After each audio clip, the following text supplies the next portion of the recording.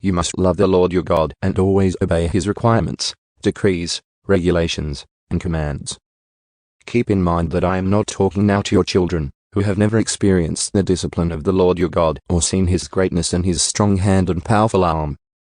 They didn't see the miraculous signs and wonders he performed in Egypt against Pharaoh and all his land. They didn't see what the Lord did to the armies of Egypt and to their horses and chariots, how he drowned them in the Red Sea as they were chasing you. He destroyed them, and they have not recovered to this very day. Your children didn't see how the Lord cared for you in the wilderness until you arrived here. They didn't see what he did to Dathan and Abiram the sons of Eliab, a descendant of Reuben, when the earth opened its mouth in the Israelite camp and swallowed them, along with their households and tents and every living thing that belonged to them. But you have seen the Lord perform all these mighty deeds with your own eyes. The blessings of obedience. Therefore, be careful to obey every command I am giving you today, so you may have strength to go in and take over the land you are about to enter. If you obey, you will enjoy a long life in the land the Lord swore to give to your ancestors and to you, their descendants, a land flowing with milk and honey. For the land you are about to enter and take over is not like the land of Egypt from which you came, where you planted your seed and made irrigation ditches with your foot as in a vegetable garden. Rather, the land you will soon take over is a land of hills and valleys with plenty of rain, a land that the Lord your God cares for. He watches over it through each season of the year. If you carefully obey the commands I am giving you today, and if you love the Lord your God and serve him with all your heart and soul, then he will send the rains in their proper seasons, the early and late rains, so you can bring in your harvests of grain, new wine, and olive oil. He will give you lush pasture land for your livestock, and you yourselves will have all you want to eat. But be careful. Don't let your heart be deceived so that you turn away from the Lord and serve and worship other gods. If you do, the Lord's anger will burn against you.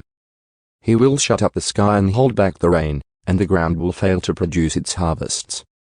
Then you will quickly die in that good land the Lord is giving you. So commit yourselves wholeheartedly to these words of mine. Tie them to your hands and wear them on your forehead as reminders. Teach them to your children. Talk about them when you are at home and when you are on the road, when you are going to bed and when you are getting up.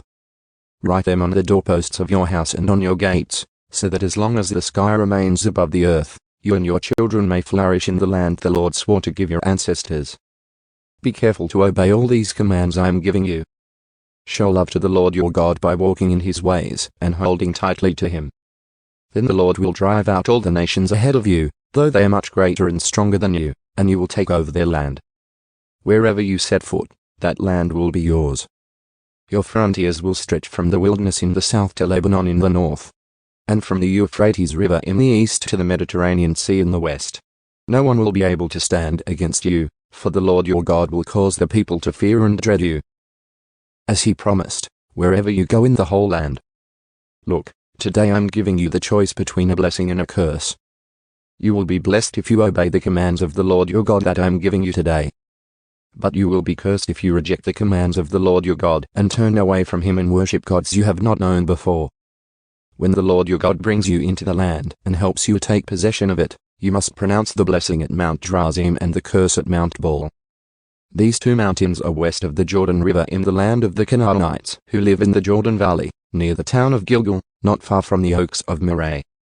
For you are about to cross the Jordan River to take over the land the Lord your God is giving you. When you take that land and are living in it, you must be careful to obey all the decrees and regulations I am giving you today.